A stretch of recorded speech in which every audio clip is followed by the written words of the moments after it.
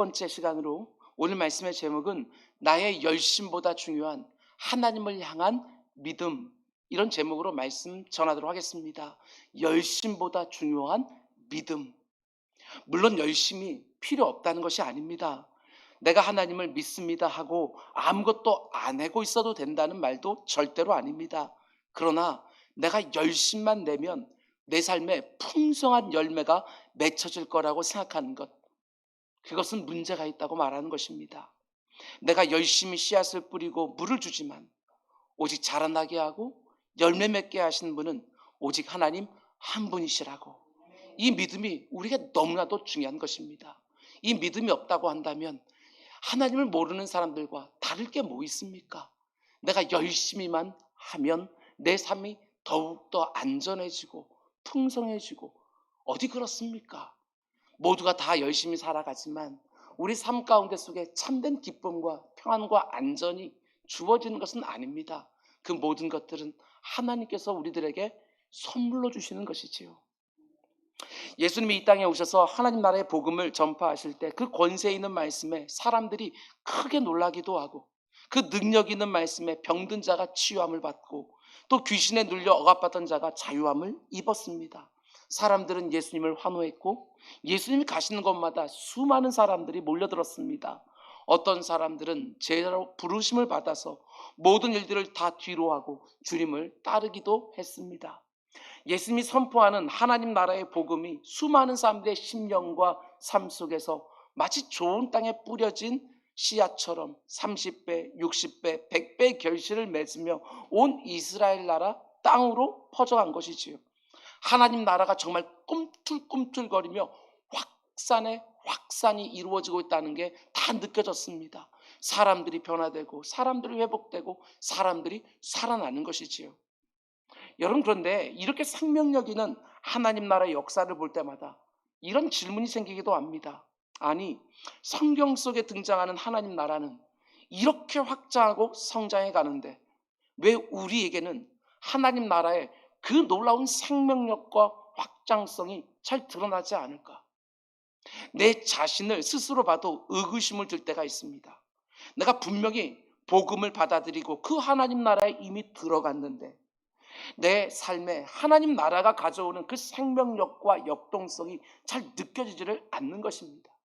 때로는 정체되어 있는 것처럼 보이기도 하고 무기력하게 신앙생활하는 것처럼 느껴질 때도 있습니다.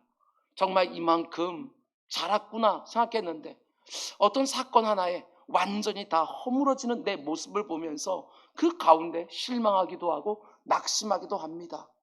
하나님 나라는 영토 개념이 아니라 통치 개념이라고 제가 수차례 말씀을 드렸습니다.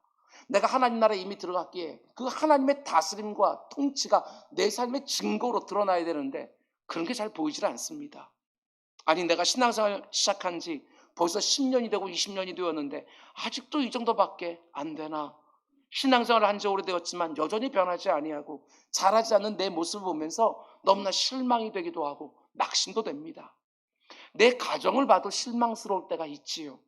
하나님 앞에 늘 기도하면서 내 사랑하는 배우자가 하나님 앞에 온전히 서기를 원하고 내게 허락하신 자녀들이 주님을 인격적으로 만나고 믿음이 자라고 성숙하기 원하는데 그동안 목회하면서 참 많이 보았습니다.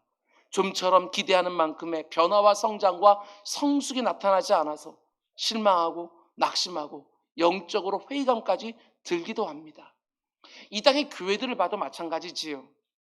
80년대, 90년대, 그리고 2000년대 한 30년 동안 정말 하나님 나라가 쭉쭉 확장되어지는 것이 눈에 다 보였습니다. 여기저기에 교회들이 생기고 그 교회가 지하에 있던 상가 건물 2층, 3층에 있던 성도들이 밀려 들어오기 시작하고 새롭게 그 안에서 주님을 영접하고 아무리 작은 교회라 할지라도 전도하고 선교하면서 하나님 나라 확장되어지는 것이 눈에 확연하게 보이는 거예요. 아, 하나님 나라가 정말 이렇게 땅끝까지 확장되겠구나. 근데 어느 순간 딱 멈춰버린 것처럼 보입니다. 하나님 나라가 확장되기보다는 오히려 쪼그라드는 것처럼 보일 때도 얼마나 많은지 모릅니다. 코로나 기간 중에는 눈에 확연하게 보였습니다. 하나님 나라가 이렇게 쪼그라드는 것이 매 주일마다 그렇게 경험되기도 했습니다. 많은 사람들이 교회를 떠나고 다음 세대가 앉아야 될 자리는 텅텅 비어가고 강단에서 하나님의 말씀이 하나님 말씀답게 선포되기보다는 그저 사람들이 듣기 원하는 사람의 말이 가득하고 소금과 빛의 역할을 감당하며 세상에 있는 아픔과 상함을 만져주고 그리고 치유해주는 역할을 하기보다는 오히려 교회의 존재가 미미해 보이기도 하고 때로는 짐이 되는 것처럼 걱정거리가 될 때도 얼마나 많은지 모릅니다. 여러분, 이런 상황이 이 시대를 섬기는 목회자의 한 사람으로서 하나님께 면목도 없고 죄송스럽기 짝이 없고 변명거리 하나 찾지도 못하겠지만 또 한편으로는 당황스럽기도 합니다. 복음서에서는 하나님의 나라가 이렇게 영향력이 있고 생명력이 있고 자라간다고 하는데 왜 우리가 살아가는 이 현실에서는 그게 잘 표가 나질 않을까? 왜 이렇게 한 영혼 한 영혼의 변화와 성장이 더디게 보이는 걸까? 우리 마음밭이 문제인가? 아니면 우리 마음밭에 뿌려진 하나님 나라의 복음, 하나님의 그 말씀 씨앗 자체에 문제가 있는 것일까? 여러 가지 생각이 드는 것이지요. 오늘 그 부분을 좀 나눠서 생각해 보려고 합니다. 오늘 이 시간에는 두 개의 비유를 함께 보려고 하는데 우리가 복음서에 나오는 주님의 비유를 묵상하기 시작하면서 첫 시간에 본 네 가지 밭의 비유는 하나님 나라의 복음의 씨앗이 뿌려질 때에 그 말씀을 받는 사람의 마음 상태가 중요했습니다. 하나님의 말씀을 대하는 그 사람의 반응이 중요했지요. 그 마음밭이 길가냐 돌밭이냐 아니면 가시떨기냐 아니면 좋은 밭이냐 거기에 따라서 열매가 맺히느냐 맺히지 않느냐. 그런데 이렇게 우리가 사람의 상태, 사람의 반응에만 집중할 때 자칫하면 하나님 나라 복음이 가지고 있는 진면목, 하나님의 말씀이 가지고 있는 진면목을 놓칠 수 있다는 거예요. 하나님 나라의 복음이 확장되어 가는 데 있어서 사람의 역할과 반응과 수고 너무나도 중요하지만 그 복음 자체, 하나님 말씀 자체 역사하는 능력이 있다는 거, 여러분 이것을 우리가 놓치기가 쉬운 것이지요. 우리 주님은 그래서 오늘 이 비유들을 또 연결해서 주시는 것입니다. 우리가 이미 함께 본 네 가지 밭의 비유와 오늘 우리가 함께 보려고 하는 스스로 자라나는 씨의 비유 그리고 겨자씨의 비유를 보면 이 비유들이 비록 하나님 나라의 확장이라고 하는 같은 주제를 다루고 있지만 강조점은 좀 다릅니다.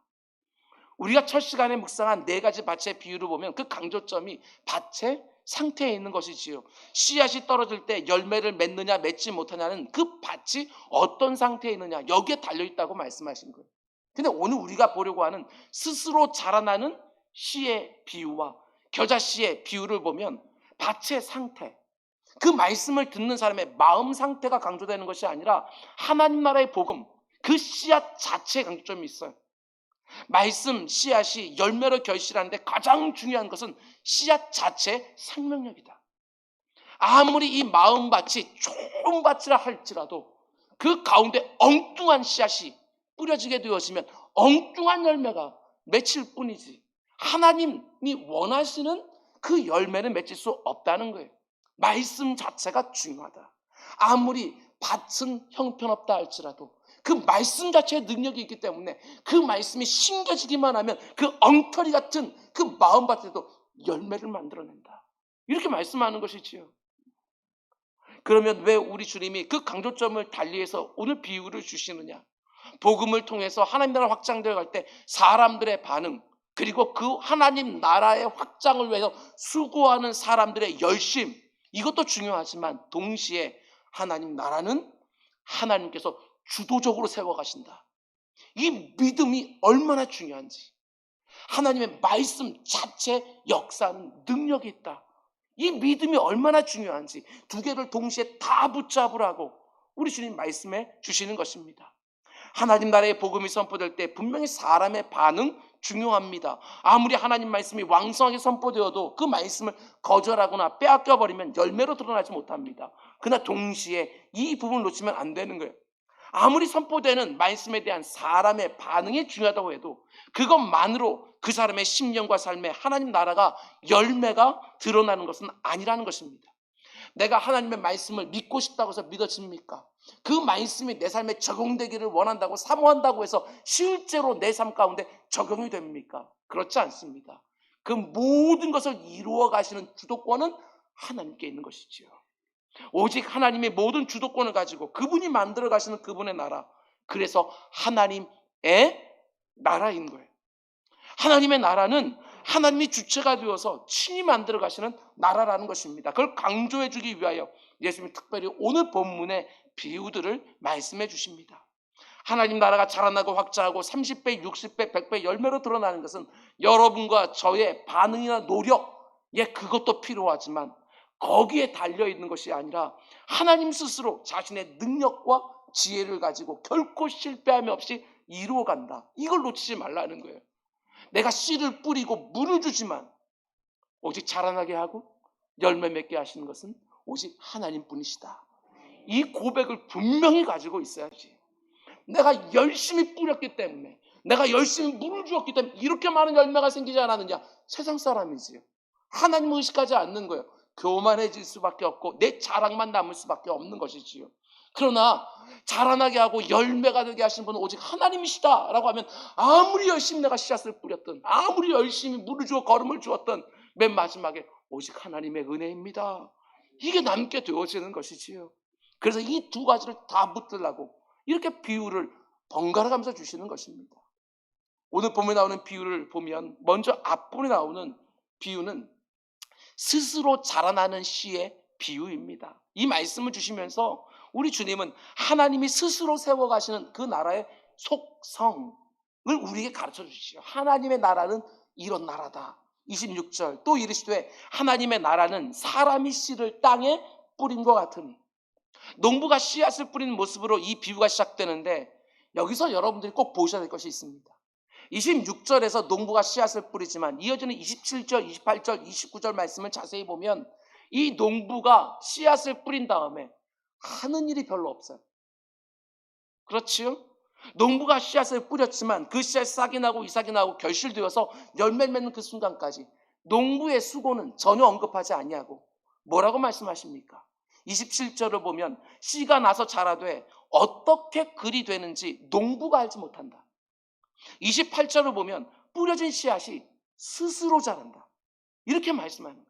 그러니까 이 비유를 보면 농부의 수고나 밭의 상태에 강조점이 있는 것이 아니라 씨앗 자체의 능력, 씨앗 자체의 생명력에 강조점이 있는 거예요.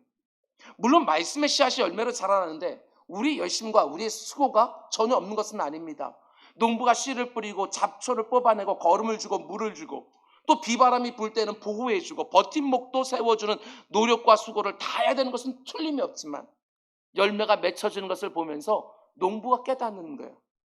야, 내가 수고했다고 해서 열매가 맺혀지는 것은 아니구나. 내가 더 열심히 수고했다고 해서 더 많은 열매를 꼭 거두는 것은 아니구나. 이걸 깨닫게 되지요. 이게 바로 이 비유의 핵심이에요. 우리 주님이 이렇게 말씀합니다. 27절 그가 밤낮 자고 깨고 하는 중에 씨가 나서 자라되 어떻게 그리 되는지를 알지 못하느니라. 농부가 자고 깨고 하는 중에 씨앗에서 싹이 나오고 자라나기 시작하는데 중요한 것은 이 농부가 이렇게 되는 그 이유를 잘 알지를 못해. 이렇게도 말할 수 있습니다. 씨앗이 은밀하게 그 씨앗을 뿌린 농부도 알 수 없을 만큼 은밀하게 자라나고 있다. 그러니까 이 비유는 은밀하게 자라나는 하나님의 나라, 이걸 보여주는 거예요. 하나님 나라가 자라나는데 내가 인지도 못할 만큼 은밀하게 자라난다. 여러분, 우리가 신앙생활 하면서 때때로 실망하게 되는 이유 중에 하나는 좀처럼 자라나지 않는 것 같은 나의 모습, 좀처럼 변화되지 않는 것 같은 내 주변에 있는 사람들, 나의 모습을 보면서 내 주변에 있는 사람들을 보면서 실망할 때가 참 많이 있어요. 내가 신앙생활 한 지 5년 지나고 10년 지나고 20년, 30년이 되었는데 별로 달라진 것이 없어 보여요. 그래도 내가 모태신앙인데, 모태신앙으로 이렇게 수십 년을 살아왔는데, 내 부모들의 신앙이 그렇게 좋은 것을 내가 다 봐왔는데 나를 보니까 별로 달라진 게 없는 것 같아.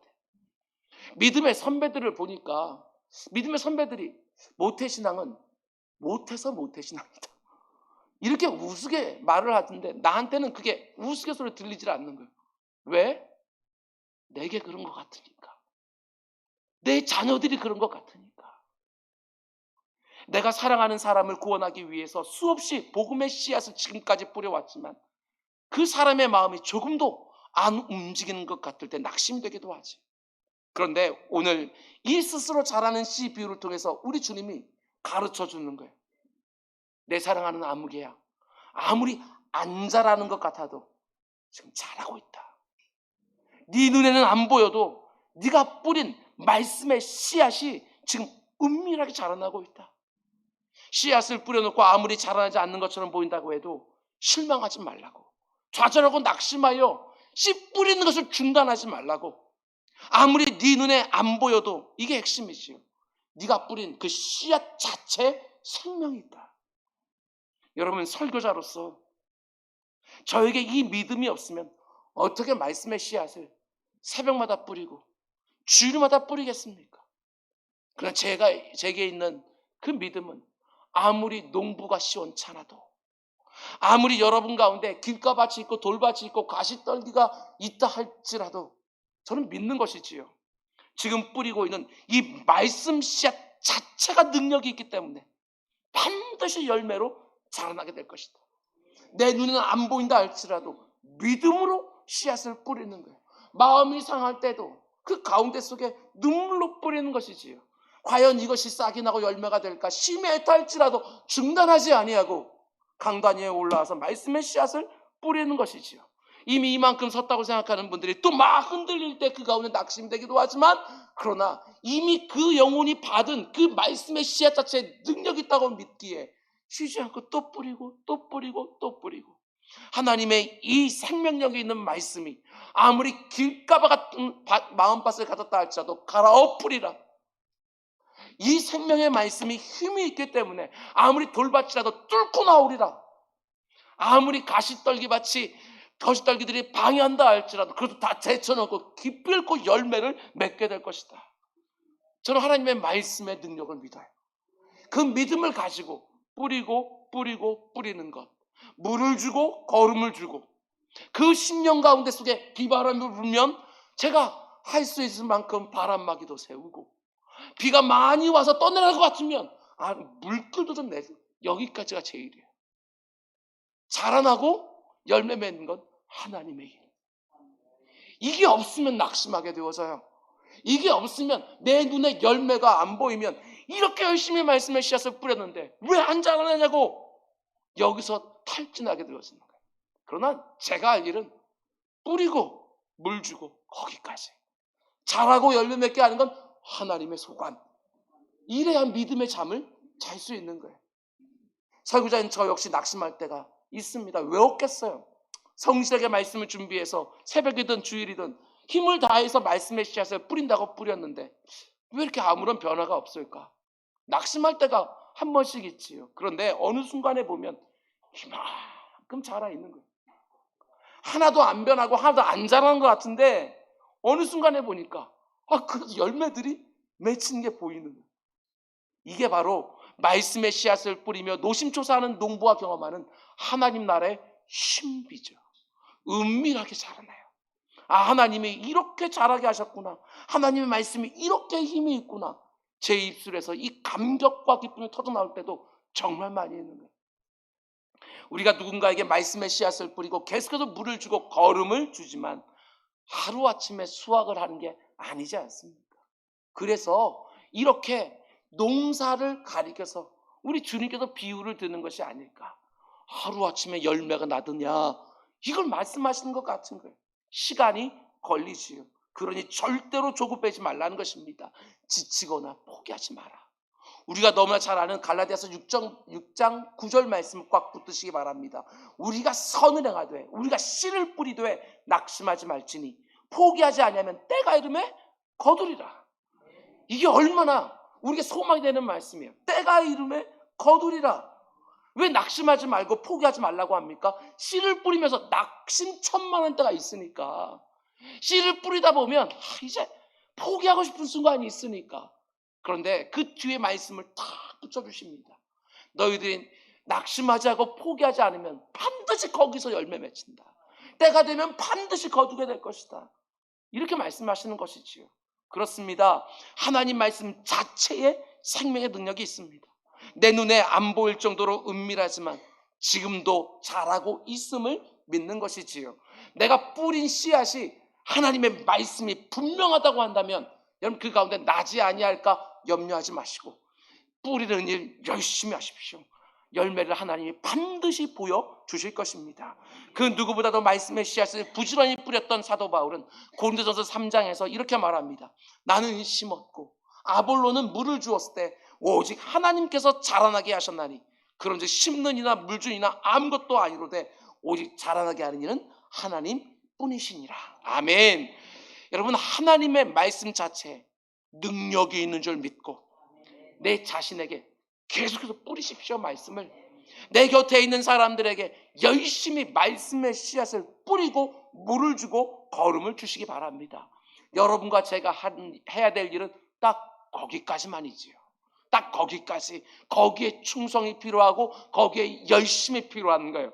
그러나 열매 맺게 하시는 분은 하나님인 줄 알고 하나님의 뜻에 따라서 어디에서는 많은 열매가 맺히고 어디서는 작게 열매가 맺히고 근데 하나님께 맡겨놓고 그 가운데 늘 감사하며 살아가는 우리 모두가 될 수 있기를 주님의 이름으로 축원을 드립니다. 그리고 두 번째 비유로 여러분 오늘 본문 하반부를 보면 그 유명한 겨자씨 비유가 나오는데 이 비유의 핵심이 무엇입니까?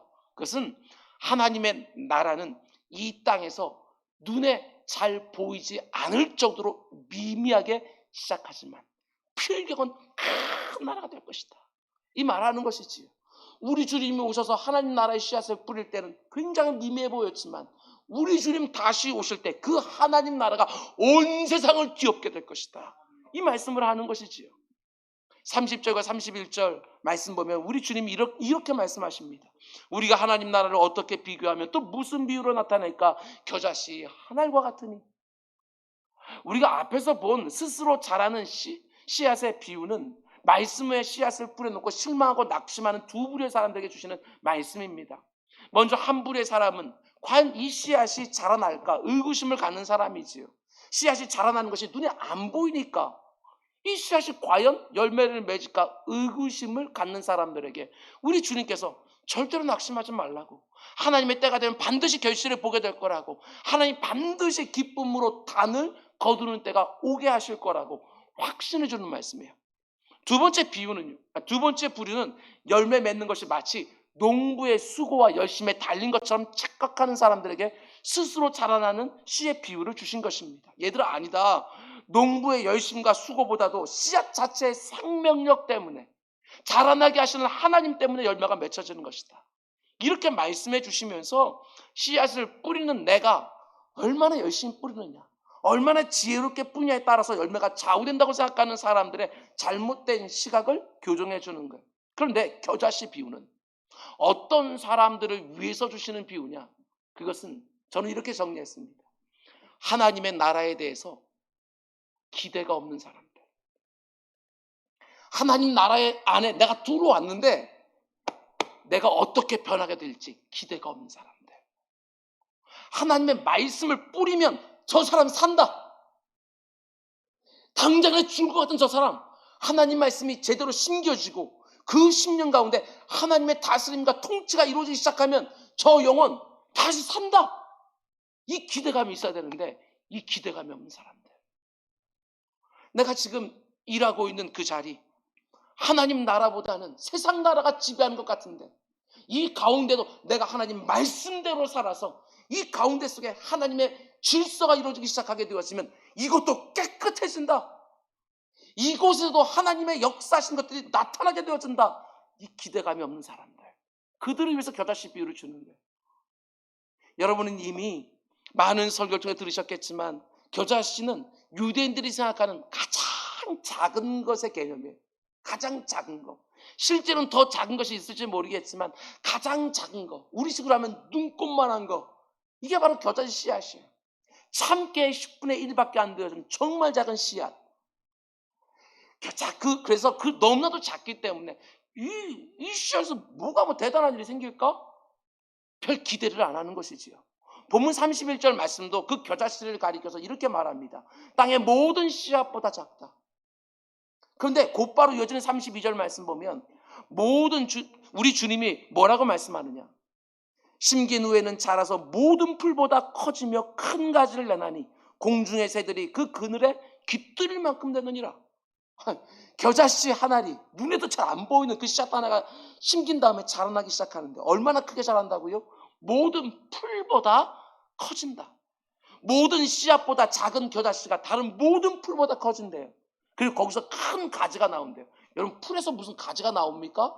그러니까 모든 풀보다 더 커진 그 정도가 아니고 아예 나무가 된다. 그 나무에서 큰 가지들을 내려면 그 나무도 큰 나무가 된다.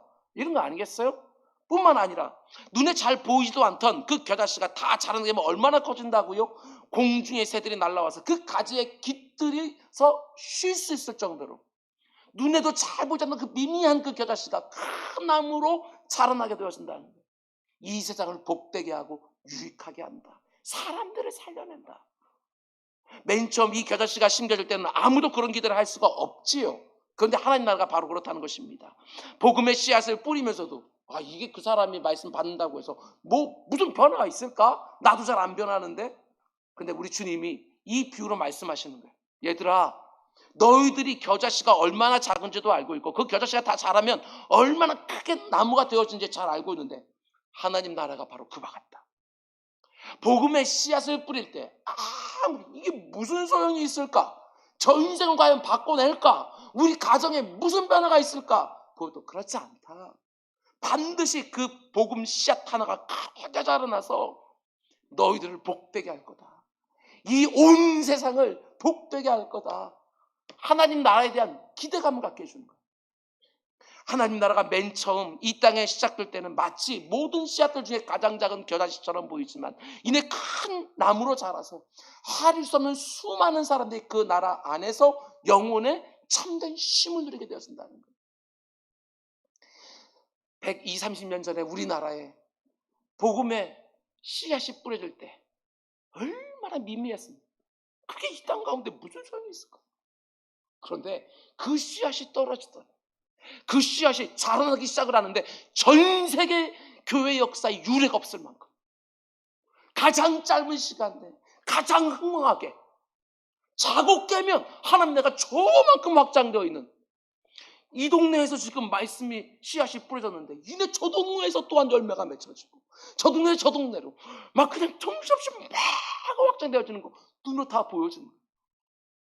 우리 선교사님들이 저기 제3구에 가서 말씀의 씨앗을 뿌리는데 이게 뭐가 날까 싶은데 아프리카의 부흥과 동아시아의 그 부흥을 한번 보시라고요. 어마어마한 역사들이 일어나는 거예요.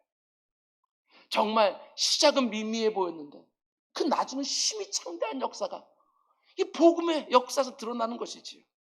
오늘 본문이 마가복음에 나오는데 이 복음서가 어떻게 시작합니까? 1장 1절 말씀 보면 하나님의 아들 예수 그리스도의 복음의 시작이라. 그런데 예수님이 이 땅에 오셔서 복음을 증거할 때 사람들 가운데 속에 기대감은 어땠을 것 같습니까? 겨자씨 같았을 거예요. 그 당시 최고 제국했던 로마에서 하나님 나라가 시작된 게 아니잖아요. 이스라엘의 정치, 경제, 문화, 종교의 중심지였던 예루살렘이 시작된 것도 아니잖아요. 하나님의 나라가 어디서 시작되었습니까? 고작해야 아무도 거들떠보지 않는 그 이스라엘 저 변방 갈릴리 촌동네에서 하나님 나라가 가까이 왔느니라 하면서 그 나라가 시작이 되어지는 거예요. 이스라엘 사람들은 무슨 나사렛에서 선한 것이 나겠느냐 아무런 기대감이 없어요. 근데 거기에서 하나님 나라가 시작되었어요. 그런데 그 갈릴리 호수에서 누구와 함께 하십니까? 일평생 물고기 잡던 어부들, 상가 다 펴놓고 사람들에게 욕먹으며 돈 챙기던 세리들, 우리 주님이 그런 사람들 데리고 하나님 나라를 시작하셨어요. 근데 그렇게 작아 보이고 초라해 보이고 이게 무슨 하나님 나라냐 비웃을 만큼 그 당시 로마 제국과 비교해 볼 때 너무나도 초라한 겨자씨 하나과 같은 하나님의 나라인데 결국 그 나라가 어떻게 되었습니까? 로마 제국을 무너뜨려요. 그 이후에 등장했던 모든 제국들도 정복했어요. 교회의 역사가 세상의 역사 가운데 속에 핵심 춤추가 되는 것들을 보게 되어져요. 이게 바로 하나님 나라의 속성이라고 기대감을 주시는 거예요.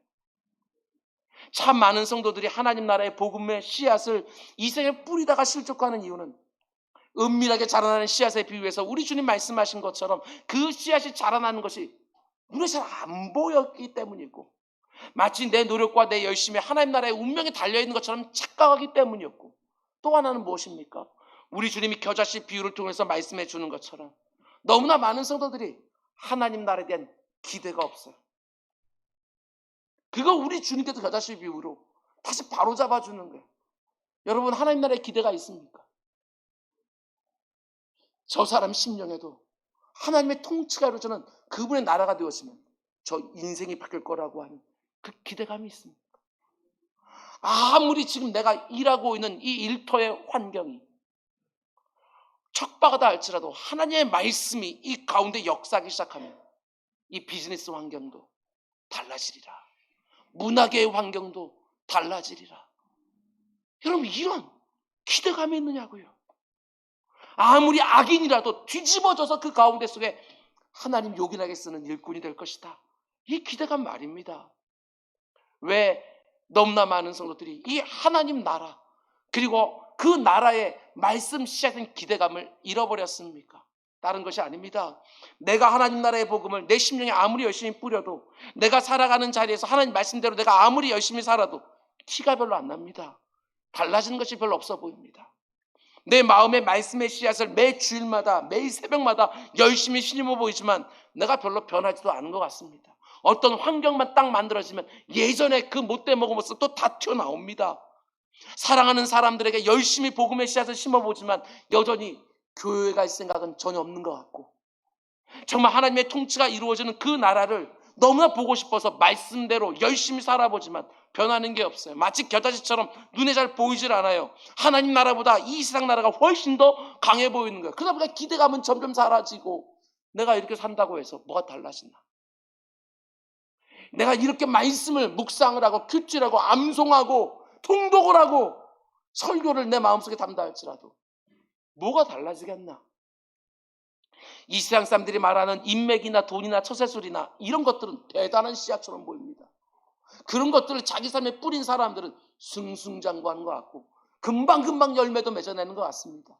근데 말씀의 씨앗은 이 세상에 그런 씨앗보다 너무나 미미해 보이는 거예요. 아니, 그런 씨앗 뿌린다고 해서 내 삶에 달라지긴 할까? 나도 이 세상 사람들이 말하는 인맥이나 돈이나 처세술을 심어야 되는 거 아니야? 이런 의구심이 자꾸 드니까 하나님 나라에 대한 기대감은 자꾸 사라지고 말씀의 씨앗을 내 심령에 뿌리는 것도 게을러지는 것들을 보게 되었습니다. 여러분, 그런데 우리 주님이 이 겨자씨 비유를 통해서 아주 선명하게 말씀하시는 거예요. 얘들아, 아니다. 절대로 그렇지 않다.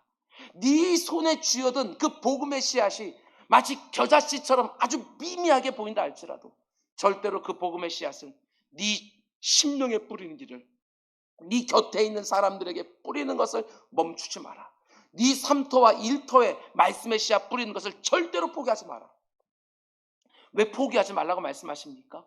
아무리 겨자씨처럼 작고 미미해 보이다 할지라도 그 안에 상상할 수 없을 만큼 많은 열매들이 담겨있다. 그 겨자씨 안에 상상할 수 없는 많은 열매들이 담겨져 있다고. 그 겨자씨가 어떻게 길가밭을 갈아엎는지, 그 겨자씨가 어떻게 돌들을 뚫고 나오는지, 그 겨자씨가 어떻게 가시덤불을 다 제치고 수많은 열매들을 맺어내고 큰 나무가 되어서 겨자씨 가라지들을 다 밑으로 바라보면서 새들이 와서 깃들고 그 가운데 쉼을 누리게 되었는지 한번 보라고. 하나님 나라에 대한 소망, 그 기대, 이것들을 우리에게 심어주기 위해 겨자씨 비유를 주는 것이지. 여러분, 코로나가 온 세상을 휩쓸고 지나간 뒷자리에 많은 성도들도 그러했지만 저 역시 예외도 아니었습니다. 이 땅의 교회를 보면서 참 많이 염려하고 두려워했습니다. 이러다가 교회가 망하는 거 아닐까? 하나님 나라가 은밀하게 자라고 있다고 오늘 본문이 말하고 있지만 때가 이르면 반드시 거두는 순간이 있으니 실망하지 말고 포기하지 말라고 오늘 본문은 분명히 말하고 있지만, 하나님의 나라가 내 안에서 그리고 내 가정에서 사랑하는 사람들 안에서 이 나라 이 민족 안에서 계속 자라나고 커져가고 확장되어지는 것처럼 여러분 눈에 보이십니까? 앞에서 말씀드린 것처럼 80년대, 90년대 그리고 2000년대 한 30년 정도는 정말 그렇게 보였습니다. 하나님 나라가 쭉쭉 퍼져나가는 것이 눈에도 보이고 손에도 만져졌습니다. 근데 지금은 오히려 위축되고 퇴보하고 오그라들고, 그래서 이런 상황 속에서 제 마음도 오그라지는데, 오늘 본문의 말씀을 묵상하면서 이런 점이 새롭게 보였습니다. 저 역시도 겨자씨 비유를 많이 설교했지만 이번에 처음 보인 거, 우리가 살아가는 이 시대가 그래서 그런지 몰라도 우리 주님이 이 땅에 오셔서 직접 하나님 나라에 씨앗을 뿌리던 그때와 오늘 우리가 살아가는 이 시대가 이렇게 겹쳐져서 보이는 것입니다. 우리 주님을 통해서 병자들이 낫고 귀신들이 자리에 치유함을 얻고 사람들이 기적의 떡을 먹고 수많은 사람들이 예수님을 왕 삼으려고 쫓아다니고 이 하나님 나라가 금방이라도 이루어질 것처럼 보였습니다. 그런데 이내 어떻게 됐지요? 오늘 우리들의 모습과 너무 비슷한 거예요. 30년 동안 우리 믿음의 선배들이, 우리 믿음의 부모들이 경험했던 것들을 생각하게 되었으면 우리 시대 때에는 갑절을 하고 우리 다음 시대는 또 갑절을 하면서 온 나라가 성시화가 되며 이것이 바로 하나님이 직접 다스리시는 기가 막힌 나라가 될 거라고 생각을 했는데 이는 어떻게 되어지지요? 우리 주님이 예루살렘에 들어오실 때 호산나 호산나 다윗의 자손이여 라고 환호하며 하나님 나라를 당장이라도 일으켜 갔다는 그 수많은 사람들이 채 며칠도 지나지 않아 총독 빌라도여, 차라리 저 악한 강도 바라바를 풀어주시오. 저 예수를 풀어주면 당신은 가이사의 충신이 아니나이다. 우리 주님께 완전히 등을 돌려버렸어요. 우리 주님이 3년 동안 뿌리셨던 그 하나님 나라의 씨앗도 다 어디 갔어요? 헛수고하신 겁니까? 3년 동안 말씀을 열심히 뿌리셨는데 도대체 이게 뭐예요? 그러면 우리 주님 가장 가까운 데서 동고동락하면서 그 말씀의 씨앗을, 하나님 나라의 복음을 누구보다 많이 받았던 그 제자들 어떻게 되었지요? 다 도망갔어요. 수제했던 베드로는 그 어린 계집 여종 앞에서 주님은 모른다고 3번이나 부인해버렸고, 재정을 담당했던 가룟 유다는 겨우 은 30에 주님을 팔아먹었어요.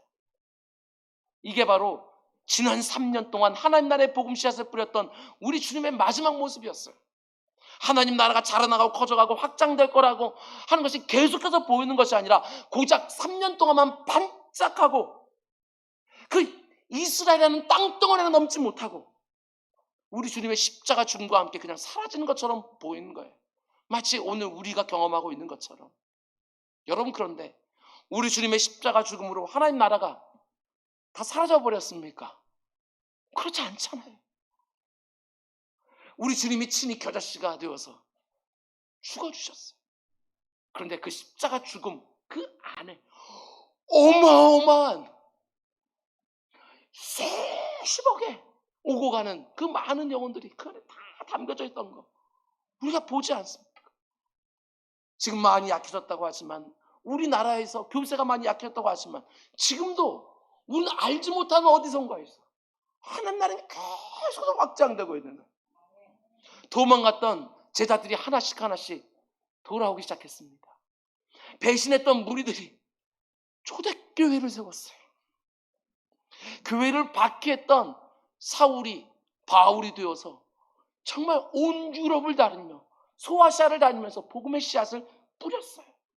당장에는 세상 나라가 하나님 나라를 이긴 것처럼 보였지만 세상 나라를 상징한 로마 제국이 결국에는 기독교를 국교로 선포했어요. 지금 우리의 눈에 보이는 상황이 어떠하든지 여러분 절대로 잊지 마시기 바랍니다. 아무리 제자들이 도망가고 아무리 사람들이 배신을 해도 하나님 나라는 망하지 않습니다.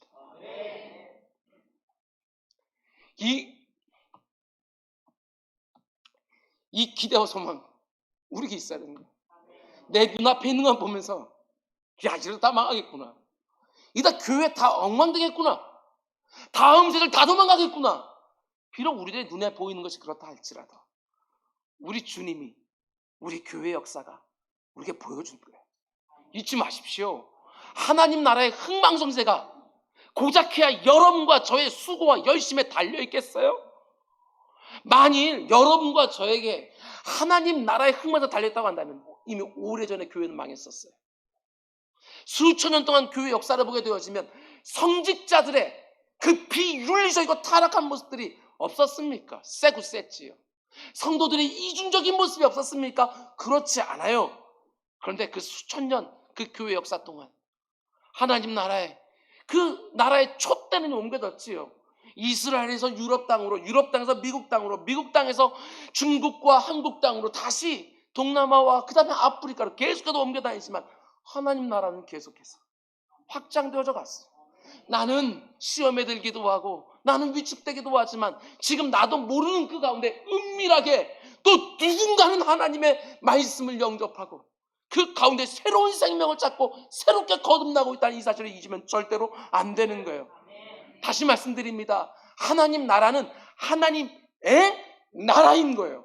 절대로 그 나라는 망할 수가 없어요. 여러분, 교회가 어찌 망하겠습니까? 교회는 주님의 몸된 교회예요. 교회는 절대로 망할 수가 없는 것이지요. 물론 하나님이 우리의 수고와 열심과 온전함과 그리고 충성스러움을 요구하시고 그것을 사용하지만 결코 잊지 말아야 될 것이 무엇입니까? 내 심령에 심겨져 있는 그 말씀 자체 능력이 있어요. 우리 가정 가운데 속에 말씀을 허락하신 그 하나님이 역사하시는 거예요. 내가 일하고 있는 그 일터가 아무리 세상의 질서로 다 움직였다 할지라도 내가 말씀대로 쭉 살아갈 때 아무리 눈에 티가 나지 않는 것 같다 할지라도 은밀하게 그 일터에서도 하나님 나라가 자라나고 있는 것이지요. 여러분, 절대로 하나님의 열심을 과소평가하지 마시기 바랍니다. 하나님의 열심이 반드시 이루리라. 이 믿음 가지고 우리는 말씀대로 살아가고 말씀의 씨앗을 이곳저곳 뿌리며 살아가는 거예요. 오늘 본문에 나오는 농부를 보십시오. 정말 수고하며 씨를 뿌렸고요, 물을 주었어요. 그리고 밤에는요 편히 자요. 어떻게? 하나님께서 자라나게 하고 하나님이 열매 맺게 한다고 믿으니까. 이게 믿음의 참 아니겠어요?